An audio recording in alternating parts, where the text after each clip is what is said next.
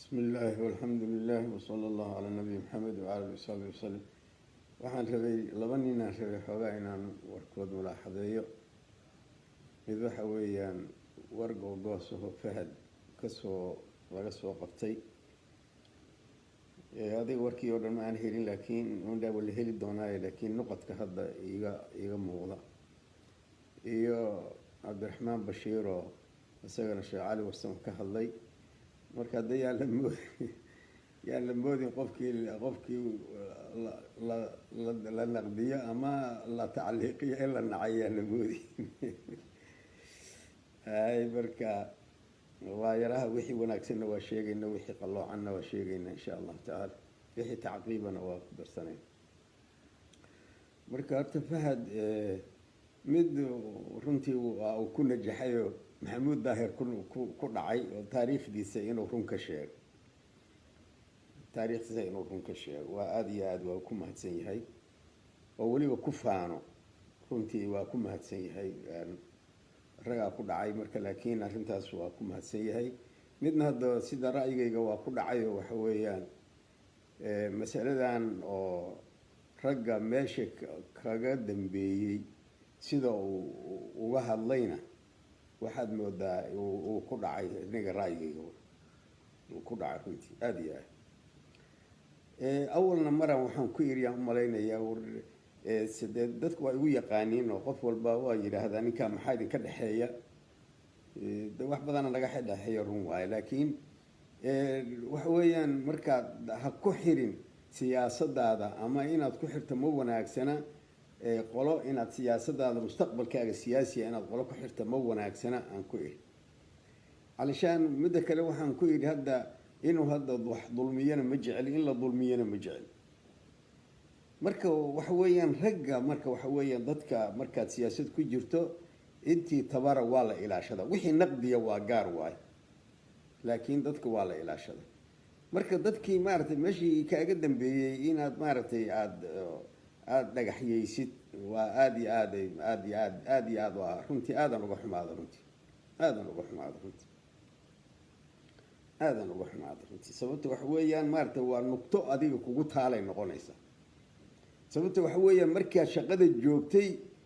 shaqada joogtay macluumaadkii aada haysay dadka maaragtay dee kaa sarreeya waa lala wadaagaa hadday amni tahay, sax waay. laakiin markaad meeshii ka tagtay raggii kaaga dambeeyey inaad dhagaxyada noocaas oo kale ku toogtid sax ma aada iyo aad waana maaragtay waa nuqto xun waayo maaragtay taariikhiyana waa. kiiska gabadhana sida maaragtay hadda ka horna waan sheegay, car ka baxsaan ku idhi haddaad nin raga tahay. mana u malaynayo inaad ka baxsan kartid sida aada hadda u warramaysidna si aada uga baxsan kartid maaha. marka meeshaas labadaas meeloodba doqonnimaa kaaga jirta, doqonnimaa kaaga soo baxday runtii. laakiin taariikhdaada inaad run ka sheegtid waa raganimo waayo, taas waa kugu ammaana. intaas fahdan kaga baxayaa. darsideedana dadka kalena waxaan leeyahay niman yahow taariikhda ha la ilaashado. nimanka dadka siyaasiyiinta ahi ama wadaada ha ahaadeen ama qolo kale ha ahaadeen, niman yahow taariikhda ha la ilaashado. waxa aada samaynaysid waa inaad u fiirsatid waaye, meeshay dhacayaan iyo waxay ku dhacayaan iyo siday noqonayaan waa inaad u fiirsatid waay. jamwaad kiiskaasaan aniga aada u jeclahay maarata. taariikhda ha iska dhaaminina dad yowr, taariikhda yaan la iska dhaamin. intaas maaragtay kiiskii fahad aan kaga baxo. cabdiraxmaan sheekh cali uu ka hadlay, khayr badan allah siiyo, waa yaraha wuu wanaajiyey inta badan. haddee ninku hadduusan goobjoog ama waxa ka ahayn ama uusan maaragtay waa yaraha xoogaa waa iska dhici kartaa waxyaalaha de ra'yi ahaan ku keeni kartaana waa jirta. marka meelaha hadda oo waxyaalaha uu taariikhdiisa ka sheegay hadda qaar aan anigu ogeyn waaba ii faa'iideeyey runtii, oo hadda da-diisan aniga hadda ma aana weydiin. iyo ninka la yidhaahdo kiiska oo maaragtay meesha uu aaday dirdhaba raggii yaan ku jiray xaggaas maaragtay waay ka dagaalamay. laakiin inuu asaga tegey isagana kama aana maqlin, mana aana ogeyn ficlan. waa meelaha aad ii faa'iidaysay ka mid tahay. khayr allah ku siiyo. laakiin waxaan rabay meelaha qaarkood inaan kaa saxaan rabay cabdiraxmaan sheegaya meelaha qaarkood inaan kaa saxaan rabay horta waxa weeyaan islaax inuu galay kana soo tegay waa run waay laakiin nimanka oo shabaabka waxdatu shabaabkii madax asagoo u ahoo oo madax ka dhigteen aan maartay aan itixaadkiina madax kaga dhigan iyagiyo asagiyo isla socday noo yimaadeen oo isku urura oo asagu markaas madax u yahay markaasaan itixaadkiina aan madax uga dhigan markii aan itixaadaynay aan saas uga dhigan meesha oo maaragtay daarood yahuuyaha lagu xaliyana ma ahayn sax ma ahayn ninkii asalkiisa keenay oo maaragtay notiskiyeyana wuxuu ahaa sheekh cabdiqaadir gacmi allahu naxariista isagana insha allahu shahiid marka waa saas waay niman ayaga kasoo tegayna ma ahayn jaamaca alislaamiyana ma uusan gelin jaamaca islaamiyana ma gelin aljamaaca alislaamiya sheegaya ururkii aljamaaca alislaamiya ma uusan gelin asaga markuu islaax kasoo tegay nimankaana maaragtay uu u yimid nimankaana soo doortay iyadoo warkuu noo socdo ayay maaragtay ay maarata asaga soo doorteen iyagoo soo doortay iyagu oo isaga madax u yahay noo yimid annaguna markaasaan saasaan ku dooran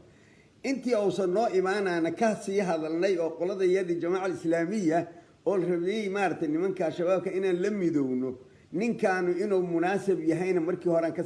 kasii tashan ninkaan inuu munaasab noo yahay ilaahayna runtii waa noo barakeeyey khayr badan allah siiye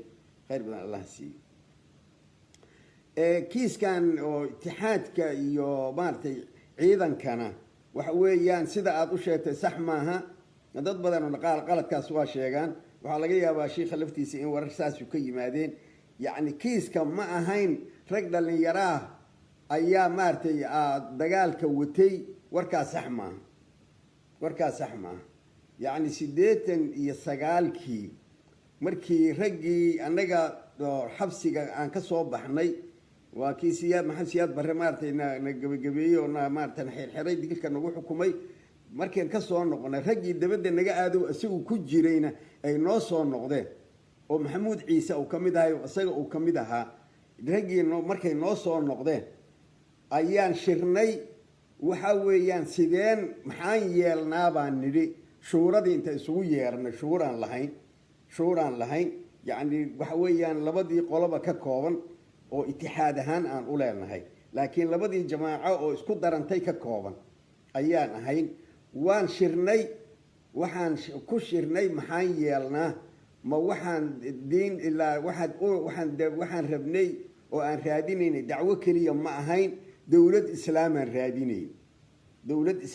raadinaynay oo ururada waxaan u samaynay waxay ahaayeen dowlad islaam in wadanka loo soo celiyo ayay ahayd marka laba dariiqaa jirta labada dariiqkeen qaadnaa ay ahayd labada dariiqkeen qaadnaa ayaan ka fakirnay aan ka hadalnay aan naqdinay aan laga hadlay aan la baxiyey oo baxsiyaal cilmiya laga keenay oo raggii xataa maaragtay raggii maashii bakistan iyo meelahaas raggii tegay oo maxamuud ciise oo kamid ahaayeen yimaadeen dadka muslimiinta ay isugu yimaadeen oo dariiqyada la qiimeynayey ayay ahayd waqtigaasay la socotay marka waxa weeyaan waxaa la yidhi marka ma dariiq baarlamaanan u qaadnaa waagaas marka waxaa la yidhi maxamed siyaad barre ayaa waxaa lagu yiri dadka siyaasiyiinta yaa la soo daa wadankana furfur waa dagaalkii markiisa oo dhacay reer waqooyigay ahayd dadka siyaasiyiinta yaa la sii daa wadankana furfura axzaab ogolow soo ma jeedid markaas weeye marka aan ka shirnay oo nir maxaan yeelnaa ma baarlamaanaan ku raadinaa dowlad islaam mase waxaan ku raadinaa jihaadaan ku raadinaa baarlamaanadii yaa la qiimeeyey waxyaalihii laga soo maray ama bakistan ha ahaato ama masar ha ahaato ama caalam islaamiga kale ha ahaatee waa la qiimeeyey waa lasoo migciseeyey waa lasoo maaragtay baxfiyey waxaa la yiri dariiqaas wax lagu gaarayna ma jiraan mana lagu gaari karo xageen aadna marka waxa weeyaan dariiqa jihaadka inuu sax yahay ayaan marka goosan jihaadka inuu sax yahay ayaan goosan weliba sidii aad u ogaataan waxaa dhacday markii oo dagaalkii aan goosanay waa yaraha dee wixii documentiskii waa lumeen laga yaaba ragga qaarkood inay wax ka hayaanna waa laga yaabaa midda kalena yani waxaad garanaysaa manhajka wixii 10kii ka horreeyey 2010kii wixii ka horreeyey waxa weeyaan waxaa ku qoran dariiqa dacwadu inay tahay dacwo iyo al-amru bil ma'ruf wa nahyi 'anil munkar xisbada iyo jihaad fi sabilillah saddexdaas waayay dariiqa dacwada aan u marayna saddexdaas waay marka yani manhajkii xataa saas ku qoranta yani qaraarkaasna waa ku gaarin ayadaana manhajka lagu dhisay soo moojeedin ciidanka markaas hadda ciidan oo ma aanan lahayn oo rag jamaacan ahayn laakiin ciidan ahaan markaas uma aynaan dhisnay markaasaan bilowna ciidan in maartay la sameeyo aniga marka waliba waxaan ku iri jabhaduhu markii ay dhaqdhaqaaq u soo baxay qolada reer qoyiga iyo kuwii kaleba markaas ay jabhaduhu intay sab bilaabin dagaal waa bilaabanaa aan anaka bilowno hadii kale waxaana la ka helayaa saaxada waana la ka yeelanaya marka wadaadadu marka waxay dhaheen waxba nooma diyaarsan war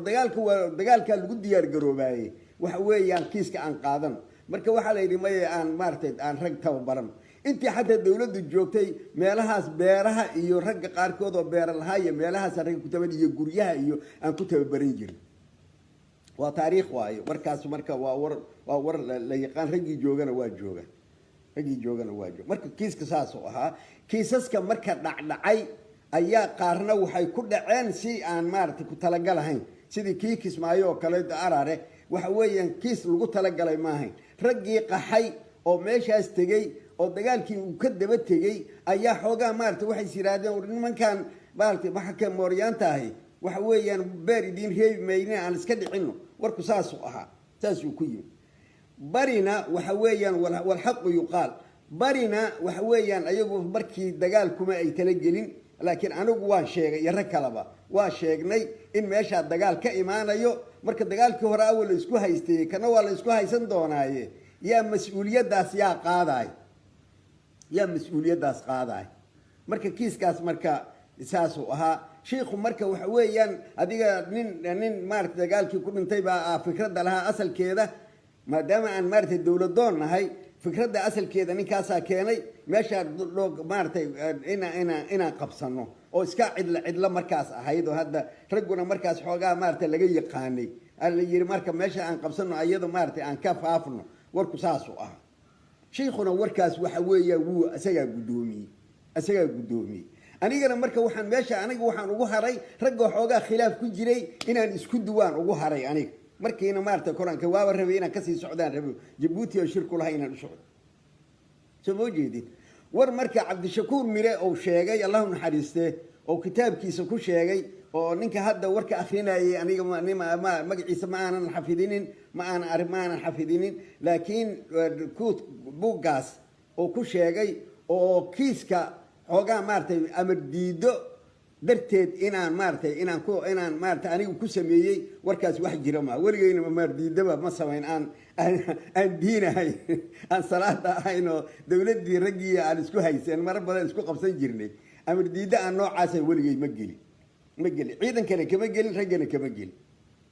kama gelin xarakadana kama gelin marka laakiin waa lagu ganaaxay oo maartay waxay ahayd macnaha sheekha markii go'aankii hore uu gaaray xoogaa marka rag ku qabsadeen marka anagu xoogaa joogsanay ayaw marka oo ila soo hadloo yiri bal u kaadiyo wixii marka kiisku si kale noogu yimid oo maartay yani marka waana marar kalena waa sheegnay si kale noogu yimid laakiin dagaalku ma aysan amar diida iyo midna meesha kuma jiro warkaas ma jiro warkii Cabdishakuur aan daba jooga halka asaguna maartay kiiskan اتحادك marka raggaas inay maartay rag oo ay maartay ku tasarrufayeen wax jira ma laakiin waxay ahayd dagaal si ku yimid kan gadana hada waabana la soo weerar kan maartay waliba kan oo halooyana waana la soo weerar waxa weeyaan raggii waliba shuurada ahaayo dhan aalalaay marka waxa weeyaan dagaalku annaga iskama aynaan bilaabin ee wuxuu ahaa dagaaladaas midkaasna saas ku dhacay midkaan oo Cabdullaahi Yuusuf awal maartay waxa waday oo maartay intuu xabsi ay ka soo baxay oo wuxuu lahaa itixaad iyo USC aan la diriraay asaga kiiska waday marka saasuu kiiskaas marka saasuu ahaa kiiskan maaragtay yani qolo kaleona ay sheegeen oo ninkaas oo cabdishakuur uu sheegayo itixaadkii inuu burburayna sax ma aha itixaadkii waa guuray wuxuu ka guuray itixaad